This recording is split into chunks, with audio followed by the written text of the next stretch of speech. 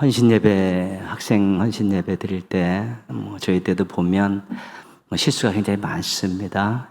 또 긴장이 돼가지고 찬양대 소개하는 것도 빼먹고, 또 저희 때는 찬양대에서 쏙닥쏙닥 거리다가 강사 목사님한테 혼나가지고 쫓겨나기도 하고 그런 또 젊었을 때 그런 실수들이 또 장성에서는 큰 약이 되는 그런 것이죠. 우리 또 예리가 읽은 말씀 가지고 제가 설교를 하려고 보니까 이게 잘 안 되네요, 설교가. 그래서 고린도후서 13장 5절입니다. 고린도후서 13장 5절. 다시 한번 같이 읽고 말씀 나누겠습니다. 고린도후서 13장 5절입니다.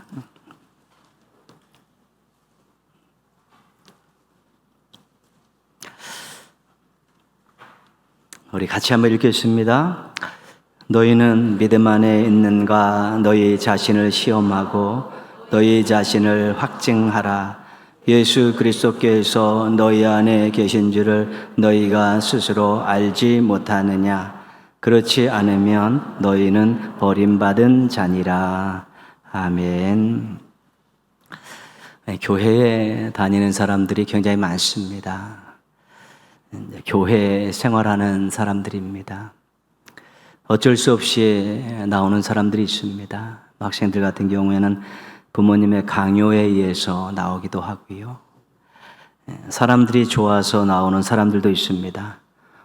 친구를 만나고 재밌게 노는 것이 좋아서 나오는 것입니다.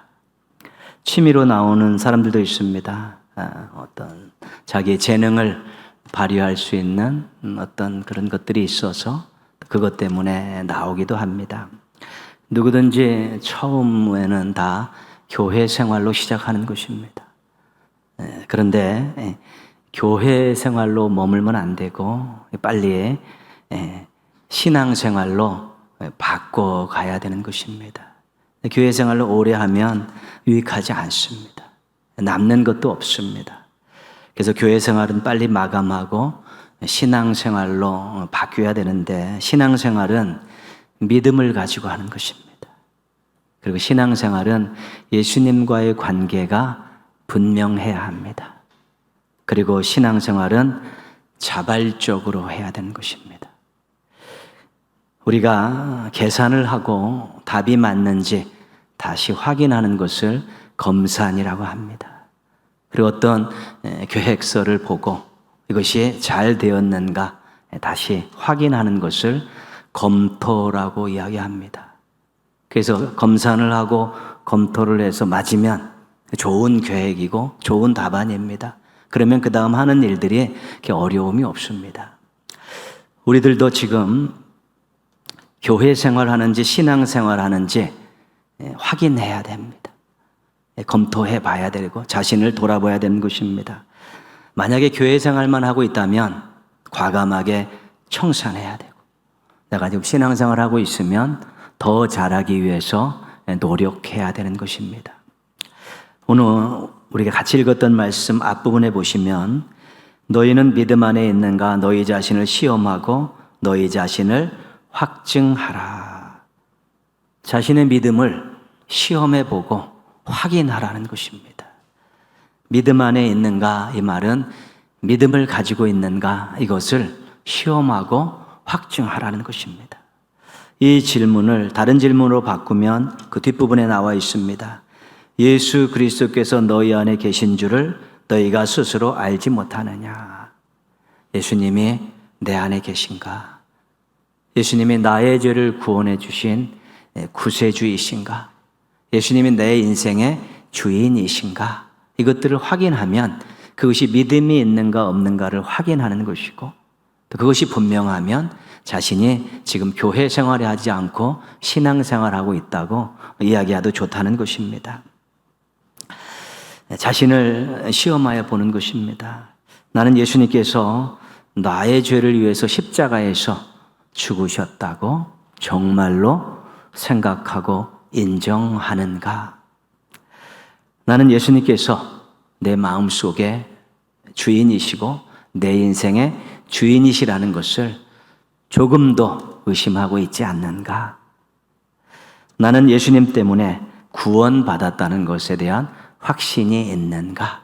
이런 것들을 여러분들이 질문을 던져보고 여기에 대해서 제대로 된 대답을 했을 때, 나는 믿음이 있구나. 나는 지금 교회 생활하고 있지 않고 신앙 생활하고 있구나. 이것을 확인할 수 있다는 것입니다. 얼마나 중요한 일인지 모릅니다. 이런 예수님에 대한 믿음을 가지고 구원받은 우리 신앙인들이 이제 하나님과 말씀에 대한 또 믿음이 생겨나기 시작하는 것입니다. 나는 하나님의 자녀됨을 믿습니다. 나는 하나님이 함께 하심을 믿습니다. 나는 하나님의 능력을 믿습니다. 나는 하나님의 말씀을 믿습니다. 예수님에 대한 믿음을 토양으로 해서 거기서 새로운 믿음들이 부쩍부쩍 막 자라나는 것입니다.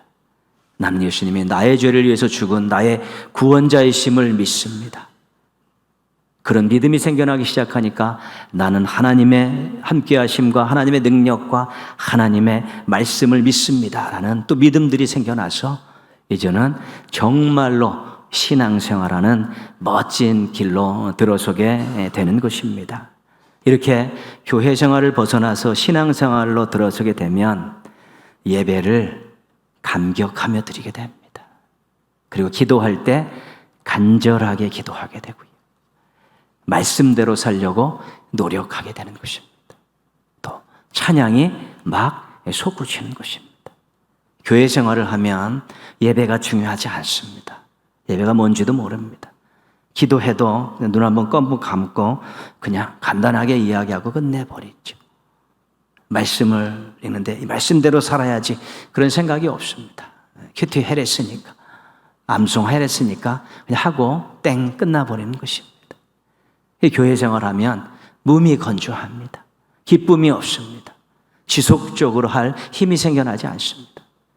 그러나 믿음을 가지고 신앙생활을 시작하면 예배가 감격이 있고 기도가 뜨거워지고 찬양이 막 기쁨이 넘치고 말씀대로 살려는 노력들 나타나게 되는 것입니다. 그래서 가장 중요한 것은 자발적으로 하느냐, 이게 중요한 것입니다. 남이 하라서 하는 것은 신앙생활이 아닙니다. 스스로 자발적으로 해야 하는 것이 신앙생활입니다. 왜요? 하나님이 나의 아버지가 되심을 믿으니까요. 예수님이 나의 죄를 위해 십자가에 죽으셨음을 믿고 나의 구원자이심을 믿으니까 그 하나님께 영광 돌리는 것이 예배고 그 하나님께 기도하고 그 하나님께 맡기고 부르짖는 것이 기도고 그 하나님께 기쁨을 안겨드리는 것이 찬양이고 그 하나님의 말씀이기 때문에 이대로 살아야 된다는 생각이 생겨나기 때문에 그렇습니다. 사랑하는 동인가족 여러분, 신앙생활 잘하고 계십니까? 헌신예배를 드리는 중고등부 학생 여러분, 교회 생활하고 있습니까? 신앙생활하고 있습니까? 자신이 믿음을 시험하고 확증하지 않으면 바보가 됩니다. 바보는 어떤 사람입니까? 자기가 누구인지 모르는 사람이 바보입니다. 신앙생활하는 우리는 누굽니까? 하나님의 자녀입니다. 영접하는 자, 곧 그 이름을 믿는 자들에게는 하나님의 자녀가 되는 권세를 주셨으니, 예수님을 믿으면, 예수님이 영접하면 하나님의 자녀가 됩니다. 자기 믿음이 살아있고 진짜라고 생각이 되면 내가 하나님의 자녀구나, 자기 자신을 분명히 알게 된다는 것입니다. 우리가 하나님의 자녀면 하나님은 우리의 아버지십니다. 우리의 아버지이신 하나님은 어떤 분입니까? 천지를 창조하신 분입니다. 뜨겁게 우리를 사랑하시는 분이고 우리를 일마다 때마다 도우시는 분인 것입니다. 그래서 우리가 정말로 하나님의 자녀라면 내 인생은 하찮은 인생이 아니라 보배롭고 존귀한 인생이구나, 이제 이런 결론에 도달하게 되면 여러분들이 바보가 아니라면 어깨를 펴고 당당하게 멋지게 살게 되는 것입니다. 하나님의 자녀라는 것을 모르면 바보입니다. 교회 생활하면 하나님의 자녀라는 것을 모르는 것이고 머리로는 알아도 가슴으로는 대답할 수 없는 것입니다. 그러나 믿음이 있는가를 확증하고 교회 생활 청산하고 신앙생활하며 나는 하나님의 자녀다, 이런 확신 속에서 우리 아버지가 얼마나 대단하신 분인데 내가 이렇게 초라하게 살 수는 없다. 어깨 펴고 당당하게 멋지게 살아야겠다라는 의욕들이 샘물 솟듯이 솟아나게 되는 것입니다. 바보는 어떤 사람입니까? 자기의 능력을 모르는 사람입니다. 나는 부족합니다. 나는 할 수 있는 것이 별로 없습니다. 왜 내가 이 모양으로 태어난지 모르겠습니다.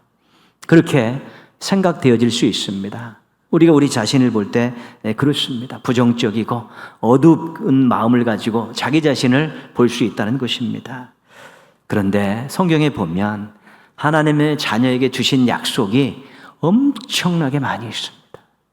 그 중에 한 가지가 예레미야 33장 3절입니다. 너는 내게 부르짖으라.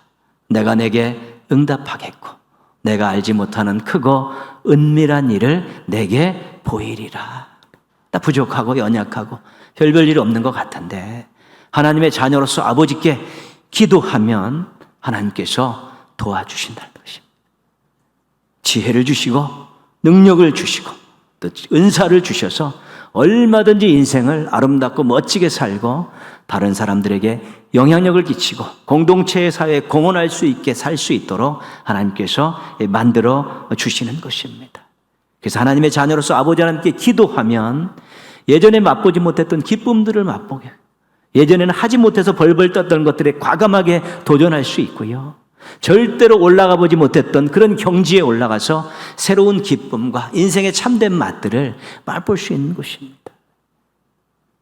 신앙에 대한 확증이 없고 믿음에 대한 확신이 없으면 하나님의 자녀인 줄 모르고 자기에게 얼마나 큰 선물이 주어졌고 약속이 주어졌는 걸 모르니까 지금 자신이 부족하고 연약하고 힘든 모습 바라보면서 징징거리고 있지만 하나님의 자녀임을 알고 기도하면 응답해 주신다는 것을 알면 부족한 것 가지고 기도하고 연약한 것 가지고 기도하고 꿈을 가지고 기도하고 소원을 놓고 기도하면 놀랍게 역사하시고 도와주시고 해결해 주시는 하나님의 능력을 맛보게 되기 때문에 우리가 믿지 않는 자들 앞에서 그런 친구들 앞에서 주눅들 것이 없습니다. 지금 나보다 훨씬 잘하는 것 같은데 아버지 하나님께서 내 기도를 들어주시면 나를 쓰시려고 나를 만져주시면 비교할 수 없을 정도로 내가 멋지게 살 수 있다라고 너희들도 행복하게 살 수 있다라고 이야기할 수 있어야 되는데 하나님의 자녀인데 그런 이야기를 하지 못하면 이 바보입니다. 절대로 바보가 되어서는 안 되는 것입니다. 바보는 어떤 사람입니까? 자기의 인생의 목적을 모르는 사람입니다. 세상에 있는 많은 사람들은 돈 많이 벌어서 누리고 사는 것이 행복이라고 말합니다. 그래서 인생의 목적인 줄 알고 돈 하고 살고 있습니다. 또 남보다 높은 자리에서 지시하며 군림하며 살아가는 것이 멋진 인생이라고 생각해서 높은 자리에 오르려고 남들보다 많은 권력을 가지려고 몸부림치고 있습니다. 세상의 즐거움을 맛보며 사는 것이 정말로 귀한 인생이라고 모든 거 즐길 수 있는 거 있으면 다 즐기면서 그것 누리는 것이 인생의 목적인 양 그렇게 살아가기도 하는 것입니다. 그러나 그렇지 않습니다. 그렇게 살면 의미가 없습니다. 남는 것이 없습니다. 이사야 43장 7절입니다. 내 이름으로 불려지는 모든 자, 곧 내가 내 영광을 위하여 창조한 자를 오게 하라. 하나님께서 우리를 하나님의 영광을 위해서 창조하셨고 우리를 구원해 주신 것입니다. 여러분, 하나님의 영광을 위해서 사는 것이 복된 인생이고 행복한 인생입니다. 왜냐하면 세상 것들 가지고 거기에 목적인 양 살면 그 다음에 기대할 것이 아무것도 없습니다. 그러나 하나님의 영광을 위해서 살아가는 인생들은 우리가 하나님 나라 갔을 때 우리 아버지를 영원토록 또 찬양하는 그 인생이 그대로 연결되어지는 것입니다. 돈으로, 직업으로, 권력으로, 누리는 것으로 인생을 판단할 수 없습니다. 그것은 극소수의 사람에게만 해당되는 것이기 때문에 불공평한 인생평가입니다. 그러나 누구든지 예수님 믿으면 구원받고 누구든지 예수님 영접하면 하나님의 자녀가 되기 때문에 하나님의 영광을 위해 살아가는 것은 누구든지 믿음만 가지면 그렇게 살 수 있기 때문에 이것이 인생을 평가하는 공평한 방법이라는 것입니다. 헌신 예배를 드리는 중고등부 학생 여러분, 자신이 정말 믿음이 있는가? 여러분 시험하고 확증하셔야 됩니다. 내 마음속에 예수님이 주인으로 구원자로 살고 있고 모시고 있는가를 여러분들 확인할 수 있어야 되는 것입니다. 그래서 이제 교회 생활 그만하고 이제 신앙생활 시작해야 되는 것입니다. 그 신앙생활 시작하면 내가 누구인지 알게 되는 것이고, 자신이 누구인 줄 알고, 자신이 얼마나 대단한 일을 할 수 있는 사람인지 알게 되고, 자신의 인생의 목적이 무엇인지를 알게 되면 바보가 아닙니다. 그 똑똑이들입니다. 우리 중고등부 학생들이 헌신 예배를 드리면서 나 정말 믿음도 없이 교회 생활하면서 그렇게 살지 않고 예수님에 대한 믿음을 가지고, 하나님에 대한 믿음을 가지고, 말씀에 대한 믿음을 가지고 이제는 정말 똑똑이로 살겠다고 다짐하십시오. 그리고 아직까지 마음에 그런 확신들이 생기지 않으면 우리 선생님들, 또 부장님, 우리 전사님, 목사님 찾아가셔서 또 진지하게 상담도 하고 기도해달라고 부탁하고, 또 부모님께도 기도해달라고 솔직하게 이야기하고, 여러분들이 조금만 노력하면 바보로 살지 않고 똑똑이로 살 수 있게 되는 것입니다. 우리 교회학교 중고등부 학생들이 꼭 믿음을 시험하고 확인하셔서 이제 앞으로 남은 인생은 바보로 살지 않고 똑똑이로 사시기를 축원합니다. 사랑하는 우리 성도 여러분, 교회학교 학생들은 가정과 교회의 미래입니다. 이들이 바보가 아니라 똑똑이로 살 수 있도록 기도해 주시고 살펴주시고 도와주셔야 됩니다. 자녀들 잘 믿음 챙기시고, 우리 선생님들 응원하셔서, 또 우리 부장님들, 교육자들 막 응원하셔서 또 아이들을 정말 바보가 아니라 똑똑이로 키울 수 있도록 교회 학교가 똑똑한 인생들을 많이 배출하는 그러한 학교가 되도록 계속 기도해 주시고 지원해 주시고 응원해 주시고 협력해 주셔야 되는 것입니다. 똑똑이 성도와 똑똑이 부모 밑에서 똑똑이 다음 세대와 자녀들이 배출된다는 것을 기억하실 수 있어야 되는 것입니다.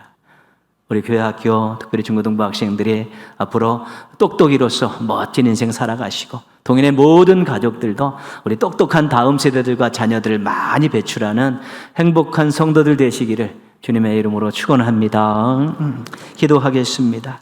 하나님 아버지, 우리 헌신 예배를 드리는 중고등부 학생들, 자신이 정말 믿음이 있는가, 예수님과 어떤 관계이고 하나님과 어떤 관계이고, 자신이 얼마나 가능성이 있고 또 자신의 인생의 목적인가 무엇인가 분명히 알게 도와주셔서 바보처럼 살지 않게 하시고 똑똑이로 살게 하여 주시옵소서. 수고하시는 우리 교역자, 부장, 교사들, 늘 아이들을 위해서 눈물을 흘리며 기도하고 최선을 다하고 있사오니 아이들이 똑똑이로 살아가는 모습들 바라보며 행복하게 하여 주옵시고 보람을 느끼게 하여 주시옵소서. 동인의 모든 가족들도 정말로 교회생활 청산하고 신앙생활, 깊이 있는 신앙생활 하면서 하나님께 큰 영광을 올려드리게 하여 주시옵소서. 동인교회 가정에서 똑똑이 자녀들이 많이 배출되게 하시고, 또 교회에서 똑똑이 다음 세대들이 많이 배출되어지는 큰 복을 허락하여 주시옵소서.